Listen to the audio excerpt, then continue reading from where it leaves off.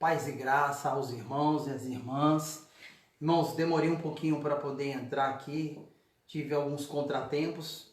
Eu tenho uma lâmpada aqui forte, mas essa lâmpada caiu, quebrou. Talvez a parte aí de visualização não esteja tão clara como foi no último vídeo. Mas nós vamos prosseguir aí nesse estudo, né, sobre bem-aventuranças. E nós vamos falar agora sobre a sexta bem-aventurança, que é: bem-aventurado os limpos de coração, porque eles verão a Deus. Tá bom? Antes de mais nada, eu gostaria aqui de fazer uma oração pedindo para que Deus venha nos iluminar nesse estudo e que nós possamos passar e compreender da melhor forma possível. Ore juntamente comigo. Senhor, meu Deus e meu Pai, cada servo seu, cada serva sua, Senhor, está no seu lar, na sua casa, Senhor. Senhor, abençoa eles que estão lá, Senhor. Dê entendimento a cada um deles, meu Pai. Senhor Jesus, que nesta noite o nosso coração venha se abrir para o conhecimento da Tua Palavra. Nos abençoa, Senhor, nos guia, nos enche da Tua presença, que cada um que ouça esse estudo nesta noite possa sentir a presença de Deus, sentir a presença do Espírito Santo. No nome de Jesus, Senhor, eu te peço que Tu abençoe a cada um. Amém. Bem-aventurado os limpos de coração, porque eles verão a Deus. Ver a Deus tem que ser o maior propósito do ser humano. É a essência da vida cristã. O cristianismo hoje em dia, ele tem se desvirtuado para outros caminhos.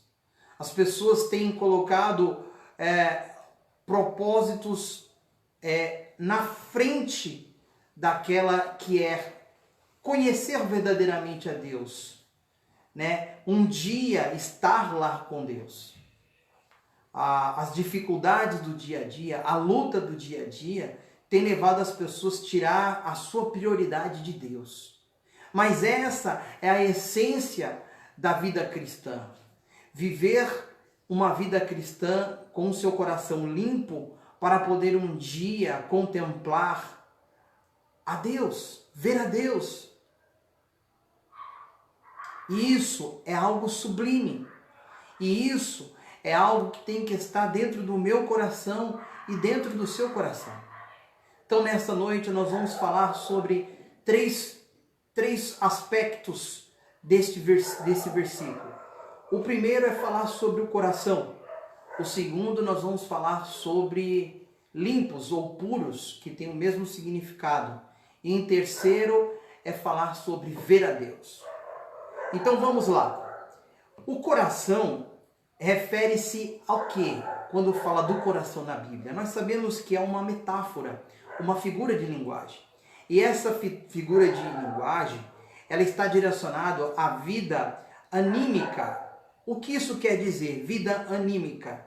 Quer dizer que ela está direcionada ao pensar, ao sentir e ao querer. Querer, a vontade do homem. Pois bem, assim como no próprio Deus tudo é verdade, e sinceridade e pureza, o exterior é revelado através do interior. Não tem como uma pessoa, ela torna-se hipócrita quando ela exterioriza algo, mas o seu interior é totalmente diferente. O ser é tudo, a aparência não é nada. Não adianta ter uma aparência de piedade, não adianta ter uma aparência de ser uma pessoa limpa diante de Deus e dos homens, se o coração da pessoa está poluída, se ela está suja. A impureza nos coloca longe de Deus. A impureza nos separa de Deus. É do coração que saem os piores desígnios da humanidade. A contaminação do homem, ela sai de dentro para fora e não de fora para dentro. Por isso que o profeta Jeremias, ele diz: enganoso é o coração, mais do que todas as coisas, e desesperadamente corrupto. Olha só, quem poderá entendê-lo? Às vezes eu me pego algumas pessoas falando assim: irmãos, eu não estou sentindo no meu coração, né? Você já viu aquelas pessoas falarem assim? Olha, irmão, cuidado, o coração do homem é enganoso. Agora, se o teu coração estiver alinhado com a vontade de Deus, o que você sentir no seu coração é a vontade de Deus. Mas muitas das vezes as pessoas usam esse termo: não está no meu coração. Mas não está no teu coração o quê? É preciso refletir sobre isso. Tá bom? Então, o próprio Jesus, ele diz: porque do coração procede os maus pensamentos, homicídios, adultérios, imoralidade sexual, furtos, falsos testemunhos, blasfêmias. Mateus 15, 19. Jesus, ele disse para os escribas: ai de vós, escribas e fariseus hipócritas, porque vocês limpam o exterior do copo e do prato, mas estes por dentro estão cheios de roubo e de glutonaria. Fariseu cego, limpe primeiro o interior do copo, para que também o seu exterior fique limpo. Não adianta querer mostrar uma pureza exterior se não está dentro do seu coração. É preciso ser limpo por inteiro. É preciso estar andando numa única mão. Não ter um sentimento ruim no coração e mostrar para todos no seu estereotipo, nas suas atitudes, que você tem um bom coração. Jesus, ele disse lá em Mateus 15, 8, este povo honra-me com os seus lábios e o seu coração está longe de mim. Olha só o que Jesus está falando. O coração está longe. Muitas das vezes as pessoas falam de Jesus, proclamam o nome de Jesus, mas o seu coração está longe de Jesus. O ambiente que nós vivemos, ele não influencia, ele não pode influenciar o nosso coração. Melhor dizendo, o ambiente que nós vivemos influencia sim muitas das vezes, mas ela não é determinante na nossa vida. Para dizer assim: olha, eu tenho um coração ruim porque eu vivi no meio de pessoas ruins. Eu vivi no meio de uma sociedade ou de uma comunidade onde ali as pessoas faziam coisas más. Isso pode influenciar, mas isso não é determinante na vida do homem. Sabe por quê? Adão e Eva estavam lá no paraíso e lá eles estavam num ambiente perfeito. Mas a maldade, a ambição entrou dentro do coração deles. A ambição entrou dentro do coração deles. O coração, irmãos, ele tem que estar livre de toda a tirania do eu, né? Ele não pode estar dividido.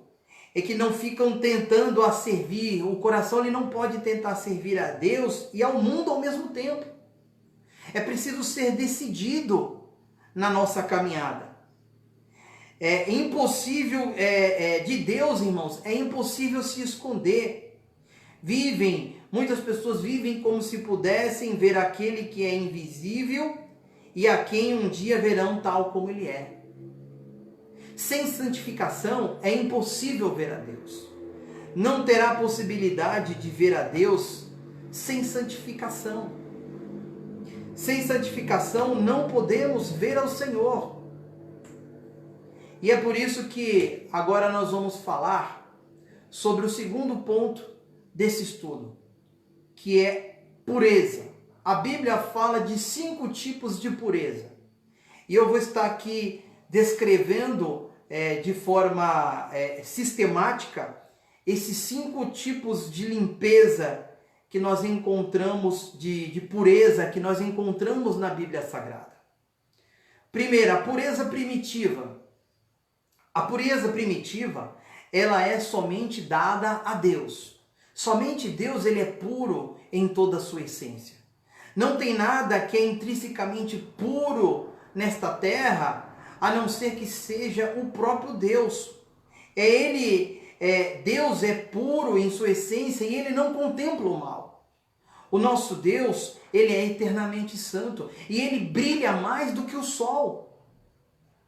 A sua luz é mais forte de qualquer luz, de qualquer astro. Então, essa é a primeira pureza, é a pureza primitiva. Outra pureza que nós podemos encontrar na palavra de Deus é a pureza criada. Deus nos criou puro, não somente a nós, mas também como os anjos. Os anjos foram criados de forma pura. Não havia pecado, não havia contaminação no homem. Não havia contaminação nos anjos, mas os anjos desejaram, Lúcifer desejou ser igual a Deus. A soberba. Ele quis ser mais do que Deus. Adão, no jardim do Éden, quis ser também igual a Deus. E essa foi a derrocada, esse foi o declínio de toda a humanidade. Portanto, nós não temos mais essa pureza criada. Bem-aventurado os puros de coração, os limpos de coração. Mas qual é a terceira pureza que nós podemos falar? É a pureza posicional. A pureza posicional é aquela que é alcançada por Cristo Jesus na cruz do Calvário. Jesus nos purificou de todo o pecado. E ele nos coloca numa posição. E essa pureza, ela caminhará para um dia glorioso, aonde nós encontraremos com o Senhor. Essa é a glorificação, porque hoje nós não conseguimos ver o Senhor em sua totalidade. Nós vemos como em espelhos. Mas haverá um dia que nós o contemplaremos face a face. Falar de espelho, irmãos, é muito fácil hoje, porque quando nós olhamos para o espelho, nós contemplamos a nossa face na sua íntegra. Mas na época do apóstolo Paulo, como diz lá em 2 Coríntios 3,18, o espelho era um metal polido. E você não conseguia ver a sua imagem com perfeição. Então, essa pureza posicional é a pureza que nós encontramos em Cristo Jesus, pelo seu sacrifício. Pelo sacrifício que ele fez por toda a humanidade. E a quinta e última pureza que nós encontramos na Bíblia é a pureza prática. Essa pureza, ela é alcançada através de uma decisão. Depois que nós aceitamos a Cristo, depois que nós temos um encontro com Cristo, nós fazemos essa escolha. Fazemos essa escolha. Eu quero viver em pureza de coração. Eu quero viver em inteireza de coração. Eu quero ter uma vida completa e devotada a Deus. Não tem como ter uma pureza prática se cada um de nós não decidirmos por isso. É preciso tomar essa decisão. É preciso aplicar ela no dia a dia. E como é que nós alcançamos isso? Através da santificação. Rejeitando o pecado. Retirando o pecado de nós. Reconhecendo que nós somos pecadores diante do Senhor todos os dias. Todos os dias nós precisamos confessar as nossas fragilidades, as nossas debilidades diante de Deus. Não tem como ter uma vida, uma pureza prática, se nós não decidirmos isso. Não adianta que não vai ser o seu amigo do seu lado que vai decidir por você. É somente você, essa decisão é sua. Cristo já te deu uma pureza posicional lá na cruz do Calvário. Agora você precisa colocar em prática. É preciso colocar em prática esta pureza. Muitas das vezes muitas das vezes nós não, né? Mas eu posso dizer, muitas das vezes as pessoas entendem que eu não posso ser puro. Como eu posso ser puro? Se somente há um que é perfeito. Mas a palavra de Deus nos instrui a ser perfeito também. Sede perfeito como meu Pai o é. Nós somos chamados para ser perfeito em Cristo Jesus. Por mais que nós não alcancemos esta perfeição. A exortação da busca da perfeição é para que insista dia após dia. É preciso insistir dia após dia. Ser puro é fazer o que Jesus fez aqui na terra, andar como Jesus andou, fazer as coisas como Jesus fez. Não é ter atributos, os atributos incomunicáveis de Deus, jamais. Ser igual a Cristo é agir como Cristo agiu, não só é fazer como Cristo fez em seus pensamentos e em suas atitudes.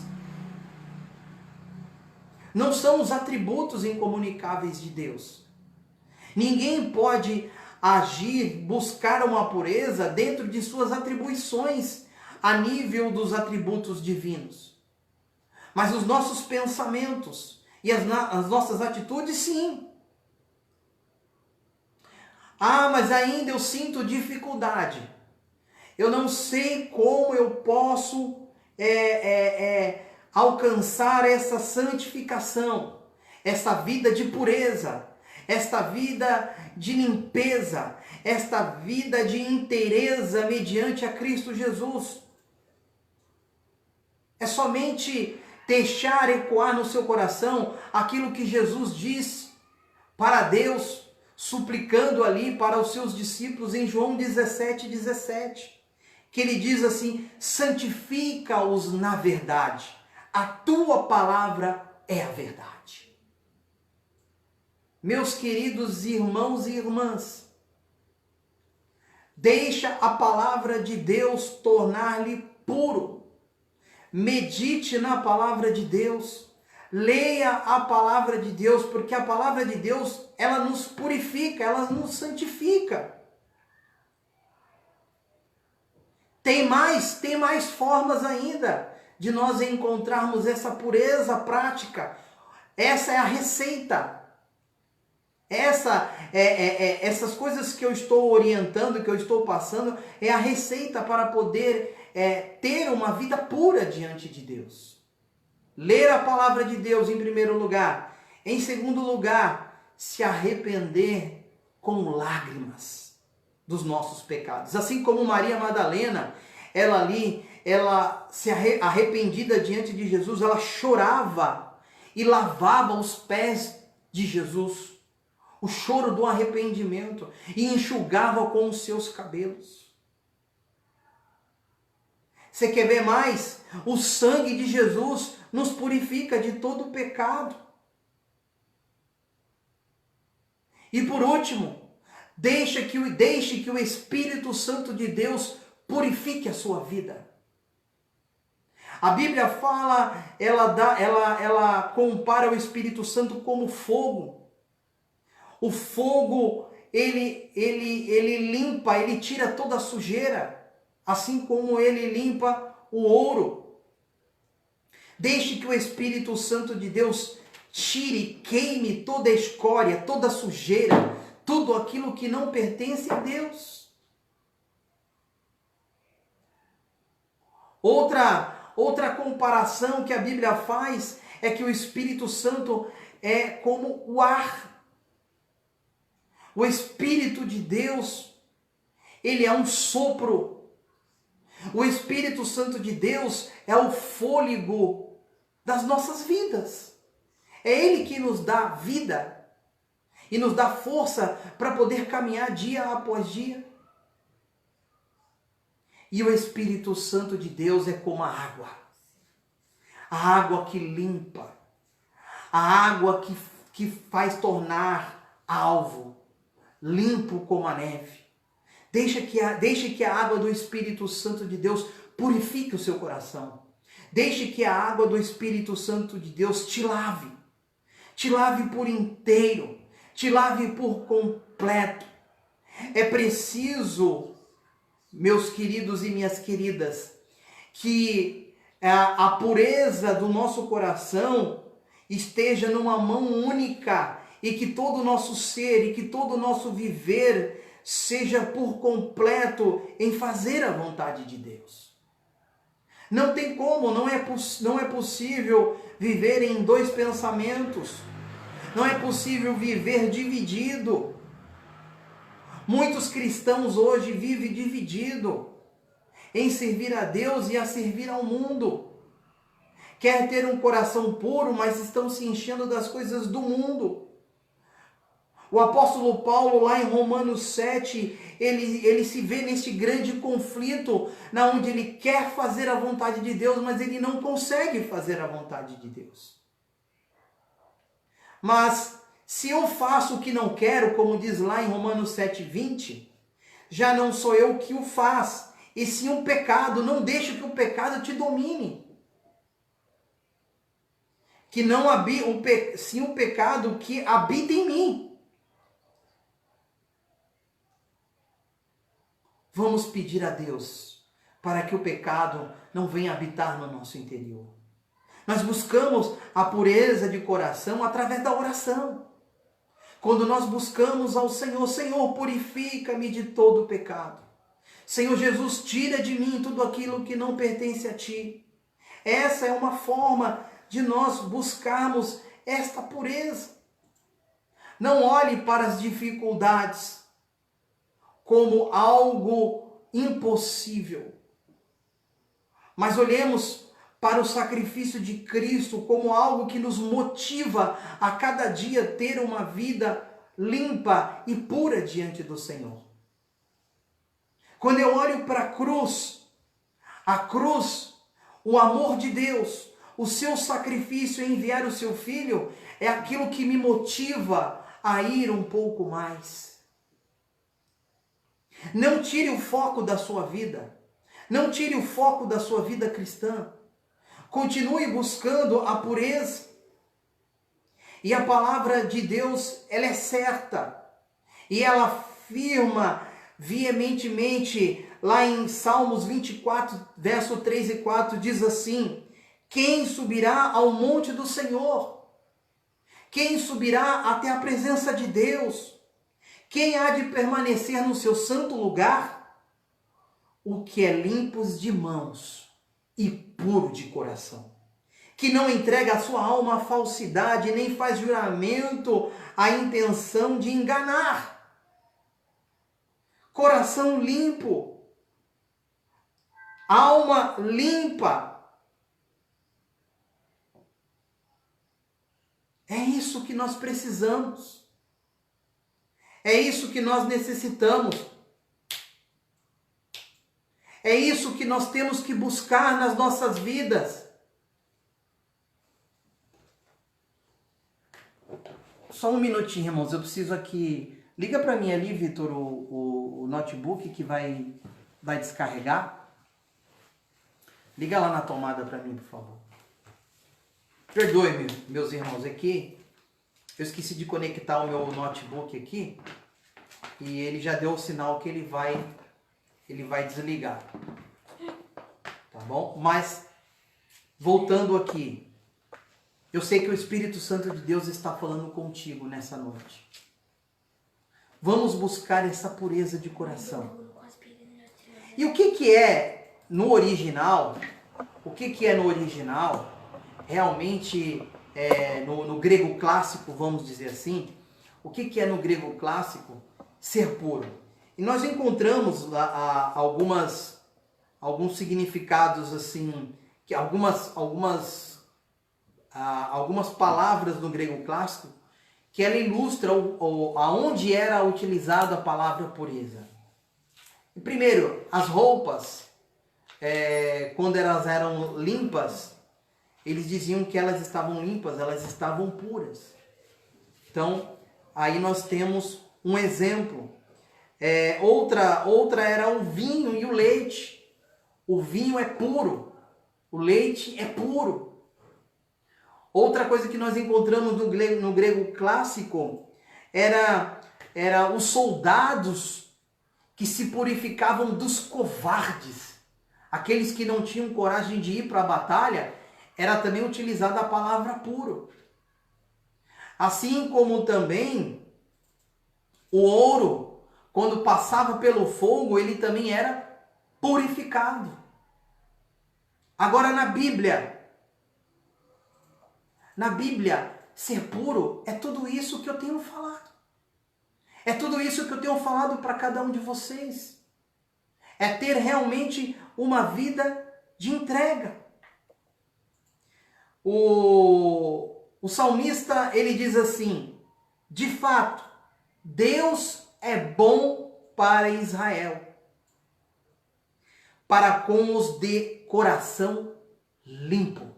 Salmo 73, verso 1. O apóstolo Paulo, ele orienta a Timóteo, e ele diz assim lá em 1 Timóteo 1:5. De fato, Deus, o objetivo dessa demonstração é o amor, que procede de um coração puro. O amor tem que ser puro. Não existe um amor falsificado. O amor, ele é puro em sua essência. De um coração puro. Invocam o Senhor. Um coração puro, de uma boa consciência e de uma fé sem hipocrisia. 1 Timóteo capítulo 1, versículo 5. O apóstolo Pedro, ele diz lá que a purificação, ela se baseia na obediência da verdade. Ele diz lá em 1 Pedro 1:22, tendo purificado a alma pela obediência à verdade, e com vistas ao amor fraternal não fingido, amem intensamente uns aos outros de coração puro. Olha onde nós encontramos aqui a pureza de coração, no amor. Eu preciso aqui colocar uma definição aqui, uma explicação aqui, porque muitas das vezes a palavra pureza ou limpeza, ser limpo, confunde-se com a palavra muitas das vezes de sincero. Ah, irmãos, eu sou sincero. Nem sempre ser sincero é ser puro. Por quê? Algumas das vezes elas parecem ser, em algumas situações são até palavras sinônimas, dependendo da frase onde você encaixa ela, mas na sua íntegra ela tem uma grande diferença. Por quê? Ser sincero não quer dizer que você está na direção certa. Às vezes sentimos alguma coisa e você acha que você tem que ser sincero, você tem que falar. E nem sempre funciona dessa forma. Você quer ver exemplo bíblico? Os profetas de Baal, por exemplo, eles estavam lá se cortando, se retalhando, se flagelando, pedindo para que o Deus de Baal descesse um sinal de fogo do céu. Eles estavam sendo sinceros, porque eles acreditavam ali naquele Deus. Mas eles tinham uma sinceridade errada, que estava no caminho errado. Seja sincero, mas a sua sinceridade tem que estar pautado na verdade. Não é sair falando à torto direito o que acha que tem que falar. A sua sinceridade tem que estar alinhada à verdade. Aquilo que realmente Deus quer que esteja alinhado à vontade de Deus. A minha vontade tem que estar alinhada à vontade de Deus. A minha vontade não pode estar alinhada ao meu bel prazer. As nossas decisões, ela precisa estar pautada em Deus. Não podemos fazer diferente. Assim como também Abimeleque, ele Sara para poder ser sua esposa, lá em Gênesis 26, 7. E ali ele estava sendo sincero de coração, ele queria fazer ela sua esposa. Mas ele estava trilhando, ele estava com sinceridade para um caminho errado. E Deus o advertiu para que ele não fizesse de tal forma.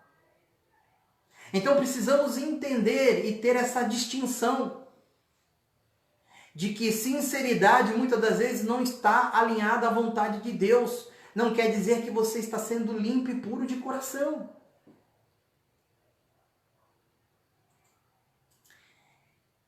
E por último, irmãos, veremos a Deus. Eles verão a Deus. Nós veremos a Deus. Falamos sobre o coração.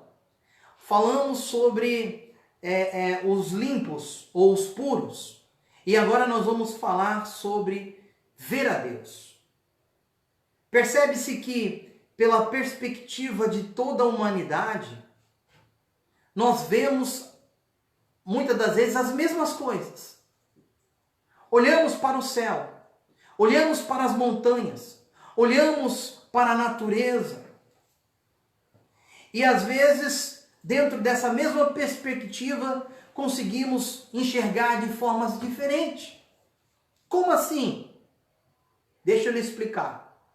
Quando nós olhamos para o céu, nós nos recordamos de Salmos 19, verso 1. Os céus proclamam a glória de Deus, e o firmamento anunciou as obras de suas mãos.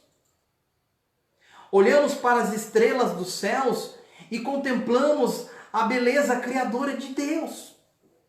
Olhamos para os campos, olhamos para os frutos dos campos e enxergamos a providência divina em alimentar a humanidade. Mas muitas pessoas não conseguem ver Deus assim.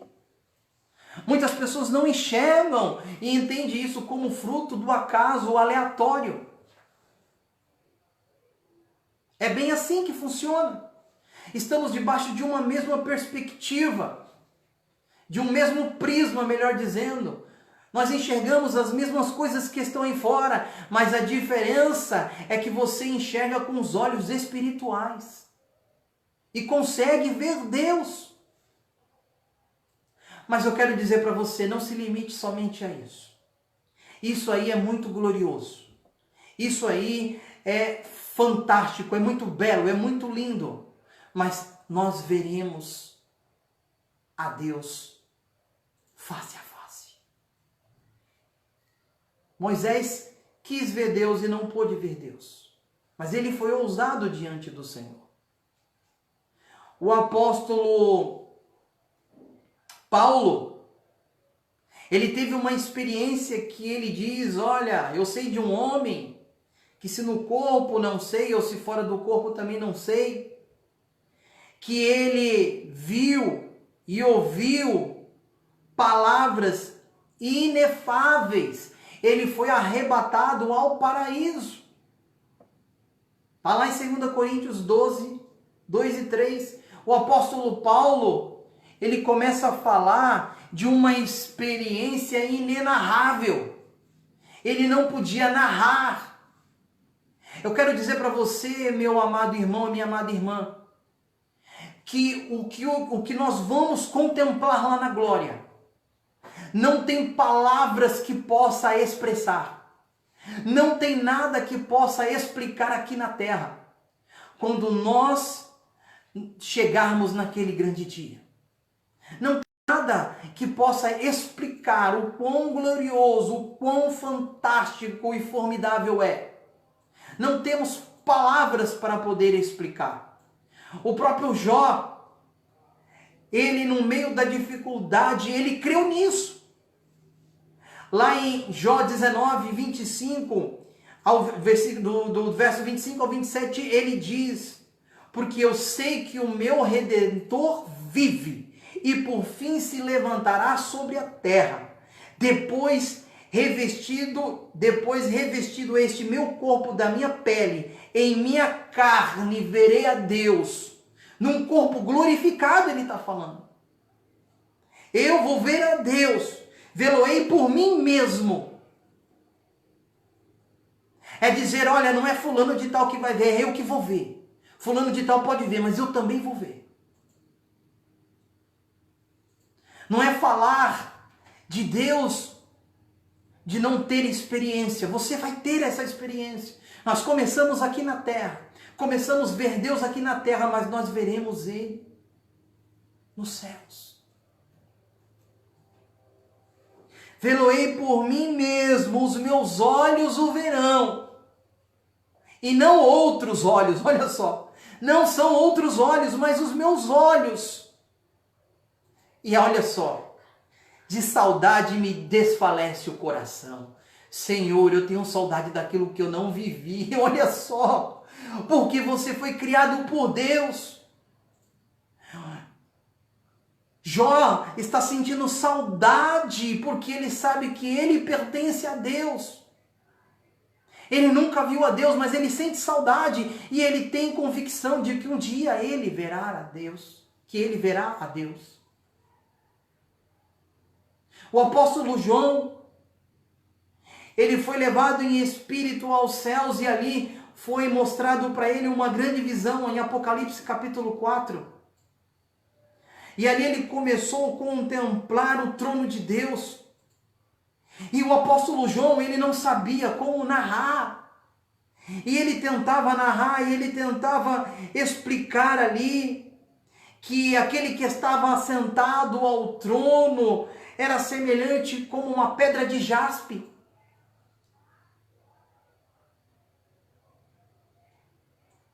Igreja do Senhor, vale a pena caminhar com Cristo.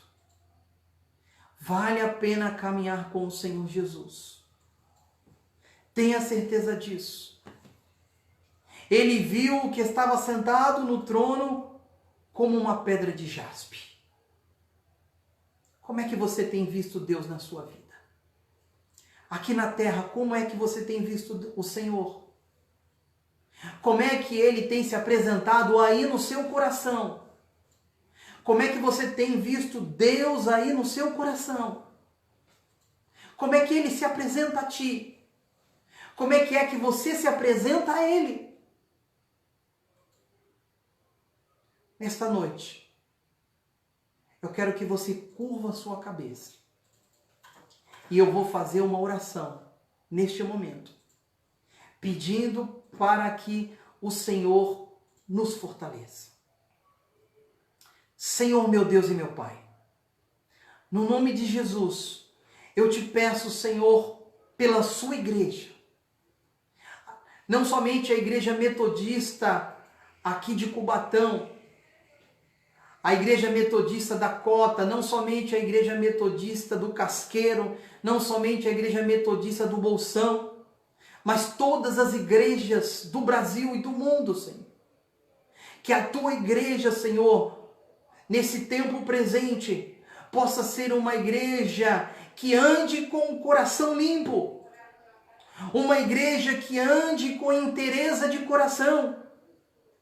Uma igreja que possa contemplar verdadeiramente o trono da sua glória aqui na terra. Que possa caminhar contigo, Senhor. No nome de Jesus eu te peço, e eu suplico, e eu clamo a ti, Senhor, que tu venhas entrar com providência na igreja dos dias atuais, para que a igreja possa fazer a diferença neste mundo, para que a igreja possa mostrar que ela é realmente bem-aventurada e venha chamar as pessoas para esta graça. Para que venha chamar as pessoas, Senhor, a ter uma vida contigo. Senhor, eu me alegro nesta noite. Senhor, eu entrego a todos que estão assistindo, Senhor, esta live. E eu peço, Senhor, a tua bênção, Senhor, na vida deles. É o que eu te peço, em nome de Jesus. Que Deus possa abençoar grandemente a todos vocês.